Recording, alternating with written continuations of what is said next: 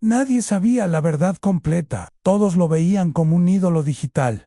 El influencer mexicano que conquistó las redes, con su carisma, su estilo y su vida de lujos, que parecía sacada de una película. Pero detrás de esa imagen perfecta, detrás de los filtros y las sonrisas patrocinadas, se escondía una historia que nadie se atrevía a contar. Una historia de ambición descontrolada, traiciones silenciosas y una transformación que lo llevó del mundo del espectáculo. Al Bordel, Diego Armandaris, conocido por millones como Diego Lax, nació en una de las zonas más olvidadas de Guadalajara. Su casa era pequeña, de lámina y concreto, con fugas en el techo y muebles reciclados.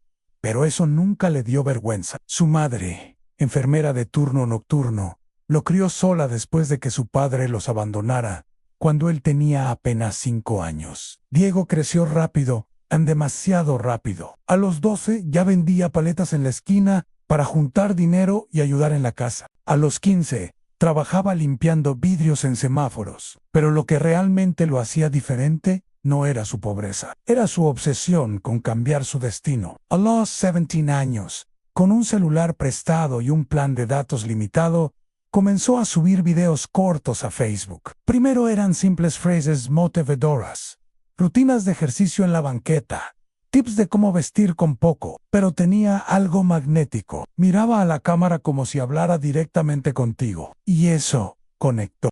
En cuestión de meses, pasó de tener 100 vistas a tener miles. Su cuenta explotó cuando un futbolista de la selección mexicana compartió uno de sus videos donde hablaba sobre no dejarse morir en vida. De la noche a la mañana, Diego pasó de ser un chavito de barrio a influencer nacional. Con las marcas llegaron los contratos, las invitaciones, los viajes. De pronto estaba en Tulum, en Los Ángeles, en eventos de moda con otros creadores. Mostraba un estilo de vida aspiracional, desayunos con vista al mar, carros deportivos alquilados, relojes brillantes, ropa de diseñador. Todo eso con apenas 19 años. La gente lo amaba. Lo seguían por millones, pero muy pocos sabían que todo ese lujo tenía un precio. Y no era precisamente económico. Porque detrás de cámaras, Diego ya estaba metido en algo más grande. Al principio eran favores, como él decía, marcas que le pedían mover productos sin declarar, servicios que no podía mostrar en historias, eventos exclusivos, donde se cerraban negocios que nadie debía grabar. En uno de esos eventos, conoció a alguien que cambiaría su vida para siempre, a un empresario de Jalisco, conocido por su bajo perfil, pero con conexiones poderosas. Le ofreció algo que sonaba tentador en apoyo financiero a cambio de visibilidad. Sonaba justo, pero ese fue el comienzo del punto sin retorno. Diego empezó a recibir dinero por promocionar cosas que no podía nombrar. Empresas, fantasmas, inversiones dudosas, marcas sin registro. Ganaba más de lo que nunca soñó. En un solo mes, facturaba más de lo que su madre había ganado en toda su vida. Pero con eso vino la presión. Lo llamaban a reuniones que no podía rechazar. Le daban instrucciones sobre qué decir, qué mostrar, incluso con quién debía salir en público. Lo que parecía una carrera digital se estaba convirtiendo en una jaula dorada. Un día, en 2022, publicó una foto con un auto McLaren naranja brillante. El pie de foto decía cuando no tienes límites, todo es posible. A lo que sus seguidores no sabían era que ese auto no era suyo. Era parte de un préstamo obligado para encubrir una transacción mayor, una fachada que debía mantener. Desde ese momento, su contenido empezó a cambiar. Más serio, más reservado, menos sonrisas, más poses. En sus ojos, algo se apagó. Las cosas se salieron de control cuando comenzaron a circular rumores sobre sus vínculos con figuras del bajo mundo. Nadie lo decía en voz alta, pero algunos medios empezaron a insinuar. Diego lo negó todo, siempre con carisma, siempre con elegancia, pero en privado. Sus amigos más cercanos comenzaron a alejarse. Sabían que había algo que no cuadraba. Algunos decían que lo estaban usando como pantalla, otros que él estaba más involucrado de lo que parecía. Y la verdad era más compleja de lo que nadie imaginaba, porque en medio de todo ese caos, Diego tomó una decisión que cambió su destino ayudar a su comunidad. Invirtió parte de su fortuna en crear un centro juvenil en su barrio. Becó a estudiantes, donó alimentos, financiaba tratamientos médicos, pero nunca lo mostró en redes. Lo hacía en silencio, tal vez por culpa, tal vez por redención. Lo cierto es que esa fue la primera señal de que algo en él estaba cambiando, y entonces desapareció. Dejó de publicar, encerró sus cuentas en sí. Fue de México. Durante más de un año, nadie supo nada de él. Se rumoraba que había sido amenazado. Otros decían que estaba protegido por alguien muy poderoso. Pero la verdad completa, aún nadie la ha contado. Hasta ahora, porque, después de ese silencio, Diego volvió. Y lo hizo de una forma que nadie esperaba. Volvió sin aviso, sin teaser, sin campaña. Un día cualquiera. Su cuenta de Instagram, abandonada por más de un año, publicó una sola foto en un atardecer en blanco y negro, con una frase sencilla pero poderosa. No todos los fantasmas están muertos. En menos de una hora, el post tenía 100,000 likes. Las especulaciones explotaron.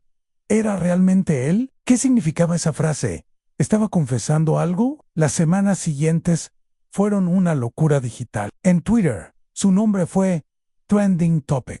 En TikTok, miles de usuarios analizaban su antigua vida, tratando de encontrar pistas, pero Diego no decía nada más en silencio absoluto, hasta que publicó un video, un solo video, grabado en un cuarto oscuro, sin música, sin edición, solo él, mirando directo a cámara. En esa grabación, por primera vez, habló de lo que vivió. No dio nombres, no mencionó empresas ni personas, pero dejó claro que había sido parte de algo más grande que él, que lo habían usado, que había llegado a un punto donde ya no podía distinguir si era libre o si solo era un actor más dentro de un juego peligroso. Dijo que necesitaba desaparecer para salvar su alma, y que ahora, después de tocar fondo, quería contar su historia. Completan ese video se volvió viral en minutos. Millones lo compartieron.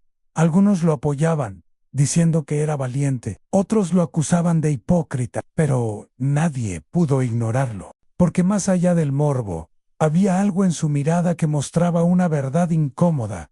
El mundo digital no es tan limpio como parece. Detrás de cada influencer perfecto, puede haber un contrato sucio, una presión silenciosa, una verdad incómoda que nunca llega al feed. Lo impresionante fue lo que hizo después. En vez de volver al estilo de vida anterior, Diego lanzó un nuevo proyecto en una docuserie en YouTube, donde no solo contaba su historia, sino que también entrevistaba a otros ex-influencers que habían desaparecido. Personas que habían sido estafadas, amenazadas, manipuladas. Lo que empezó como una confesión personal se convirtió en una especie de movimiento clandestino digital. Miles comenzaron a mandar mensajes contando sus propias experiencias.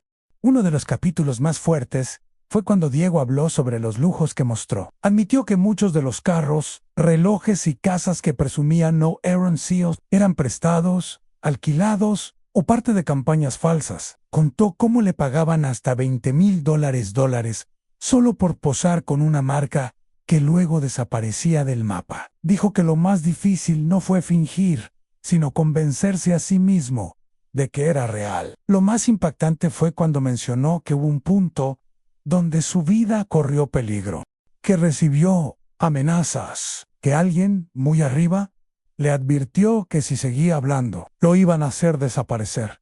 De verdad, fue entonces cuando decidió huir, cambiar de país, desconectarse del mundo digital y recuperar su libertad. Pero Diego no volvió solo, volvió con una misión a mostrar el lado oscuro de las redes y ayudar a los jóvenes a no caer en el mismo juego. Fundó una organización para brindar apoyo psicológico y legal a creadores de contenido que sufren acoso, explotación, opresión digital.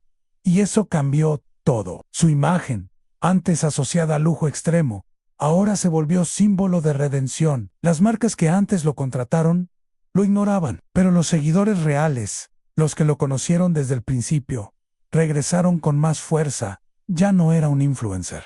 Era una voz, un testimonio vivo de lo que pasa cuando la fama se sale de control. En una entrevista que dio a un medio independiente, soltó una frase que se volvió icónica: no fui víctima ni héroe. Fui, pero decidí romper el juego antes de que me rompiera a mí.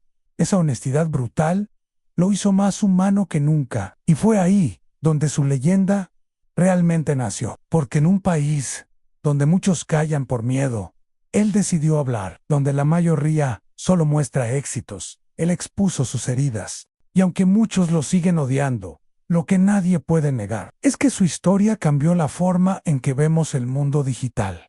La historia de Diego ya no era solo suya, se había convertido en un espejo para miles de jóvenes que, como él, soñaban con fama, dinero y libertad. Pero al ver lo que había detrás del telón, muchos comenzaron a cuestionarse: ¿cuánto de lo que vemos en redes es realmente auténtico? ¿Cuántas de esas vidas perfectas están sostenidas por mentiras, contratos turbios y alianzas peligrosas? La docuserie de Diego no tardó en escalar a niveles inesperados. Cada episodio recibía millones de vistas. YouTube trató de desmonetizarlo en varias ocasiones, alegando que su contenido era demasiado sensible, pero el público estaba enganchado. Querían saber más, querían los detalles, querían entender cómo un joven de barrio llegó tan alto y por qué decidió tirarlo todo por la borda. En uno de los episodios más impactantes, Diego habló de una red de influencers que operaba bajo el radar, financiada por inversionistas fantasma, con vínculos internacionales. Según su testimonio, muchos de los grandes nombres del mundo digital mexicano habrían firmado acuerdos donde se comprometían a no revelar ciertas prácticas, a compartir contenido específico y a proteger la reputación de ciertas figuras públicas, todo a cambio de pagos enormes y crecimiento asegurado en redes. Eso prendió fuego a Internet. Algunos influencers salieron a defenderse, dijeron que todo era ficción, que Diego solo buscaba atención. Otros simplemente desaparecieron por un tiempo. Nadie quería quedar pegado, pero entre los fans, la percepción cambió para siempre. Ya no confiaban tan fácilmente. Ahora miraban cada publicación con duda, y Diego, sin querer, se convirtió en un símbolo de conciencia digital. Su vida personal también cambió. En uno de los capítulos, confesó que durante su época de Mayo Era Fama, vivía con ansiedad extrema. No dormía sin pastillas, sufría ataques de pánico antes de grabar, y aunque parecía rodeado de gente, se sentía completamente solo. Admitió que tuvo pensamientos oscuros, que consideró desaparecer para siempre, no solo de redes, sino de la vida. Pero hubo un momento que lo salvó. Contó que un día, mientras caminaba por una calle cualquiera de Oaxaca, una señora se le acercó, lo abrazó y le dijo: no sé qué hiciste, mijo, pero si estás vivo, es porque todavía puedes hacer algo bueno. En esa frase, simple pero poderosa, lo golpeó como nada antes. Fue ahí que decidió reconstruirse desde cero. Lo más curioso es que, después de todo esto, Diego jamás volvió al estilo clásico de influencer. No volvió a mostrar lujos, no subió más fotos de relojes, ni carros, ni playas privadas. Su contenido se volvió crudo, real, directo a veces incómodo, pero completamente honesto. Y esa fue su Mayo R revolución. Los medios tradicionales no sabían cómo tratarlo. Algunos lo llamaban mártir, otros manipulador, pero la audiencia lo seguía eligiendo, no por lo que tenía, sino por lo que representaba. Era como si hubiera abierto una puerta secreta, y ahora nadie pudiera volver a cerrar los ojos. En una conferencia en la UNAM, Diego dio una charla que se volvió viral en TikTok. Frente a cientos de estudiantes, dijo: sí, tu éxito depende de fingir quién eres. Entonces no es éxito, es una prisión. Las palabras resonaron en todo México, y no solo entre jóvenes, padres, docentes, empresarios. Todos comenzaron a hablar del fenómeno Diego Armendáriz. A pesar de todo, nunca reveló los nombres de quienes lo manipularon. Dijo que no quería venganza, solo verdad, que el objetivo no era destruir carreras, sino despertar conciencia, que ya había perdido demasiado como para seguir cargando odio. Con el tiempo, su historia empezó a ser estudiada en universidades. Psicólogos, sociólogos y expertos en medios comenzaron a analizar el caso. ¿Cómo un influencer logró romper el sistema sin ser cancelado? ¿Qué lo diferenciaba del resto? La respuesta, según muchos, era simple autenticidad. Diego había dejado de actuar, y eso, en un mundo de apariencias, era casi revolucionario. Mientras la figura de Diego crecía como referente de una nueva generación de creadores conscientes, las consecuencias de su exposición seguían tocando puertas que nunca imaginó. Algunos de sus antiguos socios comenzaron a enviarle advertencias sutiles. Recibía mensajes anónimos, correos cifrados, incluso amenazas veladas en comentarios aparentemente inofensivos. Pero ya no tenía miedo, porque ahora, por primera vez, sentía que estaba haciendo algo que realmente valía la pena. La prensa internacional empezó a notarlo. Medios de España, Argentina y Estados Unidos comenzaron a cubrir su historia. Lo llamaban el whistleblower del mundo influencer, el que destapó una industria que parecía intocable. Diego nunca buscó ese título. De hecho, prefería mantenerse lejos de etiquetas, pero sabía que lo que estaba haciendo estaba rompiendo estructuras, y que eso siempre trae enemigos. En medio de este torbellino, recibió una propuesta inesperada en una importante plataforma de streaming. Le ofreció hacer una serie ficcionada basada en su vida. El contrato era millonario, pero Diego lo rechazó. No quería que su historia se convirtiera en entretenimiento vacío. Quería que siguiera siendo una llamada de atención. En lugar de eso, propuso un documental crudo, sin actores, con entrevistas reales, testimonios sin censura, y aceptaron. Ese documental, titulado Red de Silencio, se estrenó en 2024 y causó un terremoto en Latinoamérica. Era la primera vez que se mostraba, con pruebas, cómo funcionaban algunas de las estrategias más agresivas del marketing digital. Se habló de bots comprados, métricas infladas, contratos opacos y vínculos con empresas que operaban desde paraísos fiscales. Pero más allá de los datos, lo que conmovía era la parte humana, las lágrimas, los quiebres, las confesiones. Uno de los momentos más duros fue cuando Diego entrevistó a una joven influencer que había sido obligada a firmar un contrato de exclusividad con una agencia que la explotó durante años. Ella confesó que había intentado quitarse la vida 2 veces y que solo sobrevivió porque un video de Diego le dio fuerza para hablar. Ese fue el punto en el que la narrativa cambió por completo. Ya no se trataba de un escándalo digital, era una lucha real contra la manipulación, contra el sistema, contra el silencio. Las universidades comenzaron a invitar a Diego como conferencista. Las marcas empezaron a rediseñar sus campañas. Incluso plataformas como Instagram y TikTok lanzaron iniciativas para mayor transparencia. Y aunque muchos de estos gestos eran simbólicos, marcaban un cambio, un antes y un después. Diego, por su parte, seguía viviendo de forma sencilla. Se mudó a un pequeño departamento en Ciudad de México. No tenía carro de lujo ni guardaespaldas, caminaba solo. Comía en fonditas. Y cuando alguien lo reconocía, simplemente sonreía y decía: gracias por ver más allá.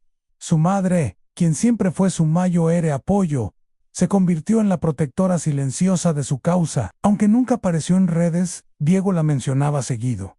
Decía que todo lo que hacía era por ella, que si algún día le pasaba algo, ella sabría que él al menos lo intentó. En uno de sus lives más emotivos, se quebró frente a cámara. Dijo que extrañaba su vida antigua, la falsa, porque era más fácil, porque no dolía tanto, pero que no cambiaría su presente por nada, porque ahora dormía tranquilo, porque ahora podía mirarse al espejo sin sentirse un fraude. A pesar del impacto mediático, el cambio más profundo no estaba en los titulares, sino en la calle. Jóvenes que antes soñaban con volverse famosos por subir contenido, comenzaron a preguntarse qué estaban dispuestos a sacrificar por likes. Escuelas secundarias organizaban charlas sobre salud mental digital. Padres, antes ajenos a este mundo, querían entender en qué estaban metidos sus hijos. El efecto Diego Armendáriz no era una moda, era un despertar. Y en medio de ese despertar, algo inesperado ocurrió. Antiguos enemigos comenzaron a buscarlo. Algunos de los mismos influencers que lo habían criticado, ahora querían hablar, querían contar su versión, querían liberarse del peso que llevaban años cargando. Diego lo recibió con los brazos abiertos, sin juicio y sin rencor. Les ofreció un espacio en su plataforma. Y lo que salió de ahí fue simplemente devastador. Testimonios Yakozu, manipulación psicológica, explotación económica, casos donde agencias les quitaban hasta el 80% de sus ingresos, influencers que firmaban contratos sin leer, que perdían el control de sus redes, que eran obligados a mantener relaciones amorosas falsas para aumentar seguidores. Todo eso estaba ocurriendo detrás de cada Buenos Días, familia digital que millones veían a diario. Diego no solo los escuchó, los ayudó a denunciar. Formó un equipo legal, contrató terapeutas, fundó una red de protección para creadores emergentes, y en el proceso se convirtió en algo más que un influencer redimido. Se convirtió en un líder, en un símbolo, en una voz que ya no podía ser silenciada. Su comunidad creció, pero de forma distinta. Ya no eran fans, eran aliados, personas de distintas partes de México y de Latinoamérica que querían formar parte del cambio. Había editores, programadores, abogados, psicólogos, todos dispuestos a colaborar, sin dinero de por medio, solo con una idea clara en que ningún joven más fuera devorado por el sistema sin saberlo. Pero no todo fue aplausos. Con su crecimiento, llegaron nuevos ataques, intentaron hackear sus cuentas, difundieron noticias falsas, filtraron fotos privadas, intentaron desprestigiar su causa, pero cada ataque solo fortalecía su posición, porque la gente ya lo conocía, sabía de dónde venía, sabía lo que había sufrido, y confiaban en él en una conferencia en Monterrey. Le preguntaron si no se arrepentía de haber renunciado a su antigua vida, de haber perdido millones por hablar. Diego se quedó en silencio unos segundos. Luego respondió: «Si me muero mañana. Al menos me muero sabiendo que dejé de fingir». El auditorio estalló en aplausos, y esa frase quedó grabada como uno de los momentos más potentes de toda su travesía. La historia de Diego empezó a cruzar fronteras. Invitaciones llegaron de Colombia, Argentina, Chile, España, universidad, ONGs y festivales de cine. Querían escucharlo, pero él se mantuvo firme. Su prioridad seguía siendo México. Decía que aún había demasiadas cosas que arreglar en casa antes de salir a salvar el mundo. Aunque la fama internacional estaba al alcance de su mano, eligió seguir caminando con los pies en la tierra. En una entrevista para un podcast independiente, confesó que todavía vivía con miedo, no de la cancelación, ni de los trolls, sino de volverse a perder. Dijo que la fama puede ser una droga tan dulce como letal, que cuando empiezas a depender de los aplausos, te vuelves esclavo de ellos, y que por eso, todos los días se recordaba a sí mismo quién era antes de los millones de vistas. Contó que cada mañana, antes de abrir el celular, escribe en un cuaderno 3 cosas por las que está agradecido. A veces es algo pequeño, como el sabor del café. Otras veces es simplemente estar vivo. Esa práctica, que aprendió durante su retiro en Oaxaca, se volvió su ancla, su recordatorio constante de que no necesitaba likes para valer. Una de las cosas más fuertes que compartió fue una conversación que tuvo con su madre. Ella le preguntó: ¿tú crees que valió la pena todo esto? Y él respondió: sí, al menos un niño deja de sentirse basura por no tener miles de seguidores. Sí, valió la pena. Esa frase se volvió viral.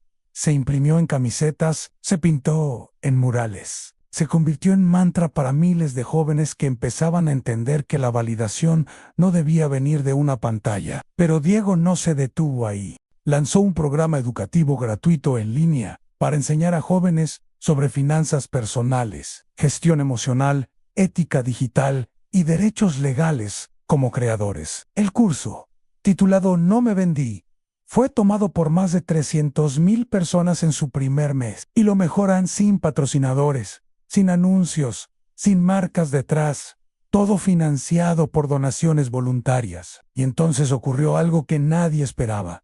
Recibió una carta. Era de uno de los empresarios que años atrás lo había manipulado. En la carta, le pedía perdón. Le decía que había visto los videos, que había reconocido su parte en ese sistema tóxico y que, aunque no podía cambiar el pasado, quería donar una suma importante para apoyar el programa educativo. Diego lo pensó durante días. Consultó con su equipo. Dudó, pero finalmente aceptó. No por el dinero, sino porque entendía que el verdadero cambio también implicaba perdonar. Cuando hay intención real de reparar, Cuando esa donación se hizo pública, muchos lo criticaron. Dijeron que estaba pactando con el enemigo. Pero Diego fue claro: en el cambio real no es perfecto. A veces viene de los mismos que antes hicieron daño. Lo importante es qué hacen ahora. Y con esa visión, su movimiento siguió creciendo a más allá de México. Más allá de las redes se volvió cultura. Y Diego, sin quererlo, sin buscarlo, se convirtió en algo que nunca imaginó, en una leyenda viva. La palabra leyenda siempre le sonó exagerada. Diego decía que no era un héroe, ni un mártir, solo era alguien que se cansó de mentir y decidió contarlo. Pero para miles de jóvenes en México y en toda Latinoamérica, su historia ya trascendía lo personal.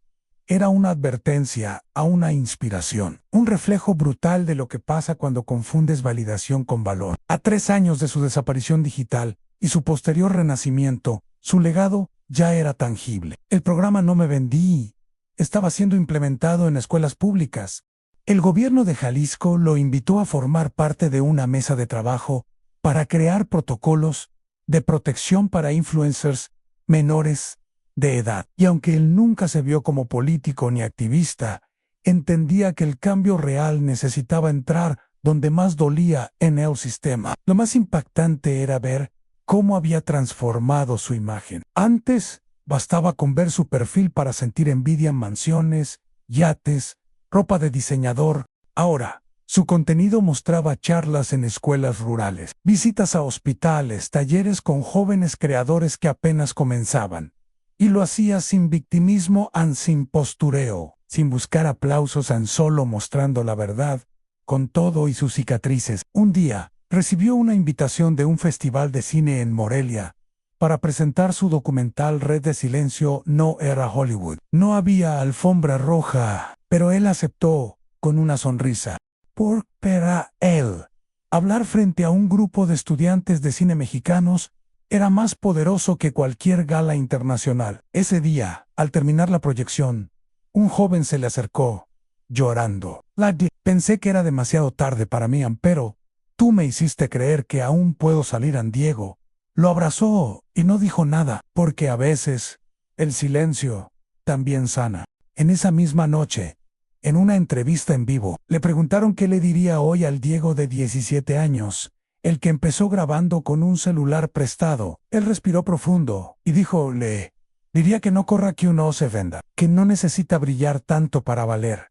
Ese fue el momento donde muchos entendieron que Diego ya no era solo un influencer reformado, era un símbolo de una generación cansada de fingir. El mundo digital no volvió a ser el mismo después de Diego Armendáriz. Su historia, tan cruda como humana, se convirtió en referencia obligada para cualquier persona que quisiera entrar a las redes sin perderse en ellas. Los cursos de marketing ya no hablaban solo de métricas y engagement, sino también de ética, salud mental y responsabilidad. El influencer que un día desapareció bajo el peso de su propia mentira había vuelto para reescribir las reglas del juego, pero él no se quedó atrapado en su leyenda. Diego siempre dijo que no quería que su historia se volviera una estatua intocable. Por eso, cada año, cambiaba de residencia. Iba de ciudad en ciudad, de comunidad en comunidad. No buscaba comodidad, buscaba impacto. Prefería dar una charla en un colegio de Chiapas que asistir a una entrega de premios en Miami. Fundó un colectivo de jóvenes creadores, llamado Verdad Viral, que trabajaba desde las periferias para impulsar contenido honesto, local y valiente. No tenían miles de seguidores, ni grandes patrocinios, pero cada video que lanzaban tocaba fibras reales. Historias de migrantes, emprendedores de barrio, madres solteras que levantaban negocios con lo poco que tenían. Historias que antes no tenían espacio en el mundo digital. Ahora eran tendencia. A pesar del respeto que había ganado, Diego se mantenía con los pies firmes en el suelo. Seguía viajando en clase económica. Usaba ropa sencilla. Contestaba sus mensajes personalmente. Nunca volvió a contratar un equipo de relaciones públicas. Su oficina era una laptop, una mochila y una libreta llena de ideas escritas a mano. Un día, al terminar una charla en Culiacán, un periodista le preguntó: ¿tú ya te sientes en paz con todo lo que viviste? Diego sonrió con calma y respondió: la paz no es un lugar donde llegas. Es algo que eliges cada día. Y yo, cada día, Decido no mentirme en esa frase, quedó grabada como su último gran mensaje, porque aunque su historia parecía de película, lo que realmente la hacía poderosa era su verdad. No necesitó ser perfecto, no necesitó ser mártir, solo necesitó ser valiente. Y así, el influencer que se volvió leyenda no terminó en un escándalo, ni en una mansión. Terminó en las calles, con la gente, usando su historia no para presumir, sino para construir. Y ahora te pregunto a ti, ¿que llegaste hasta el final?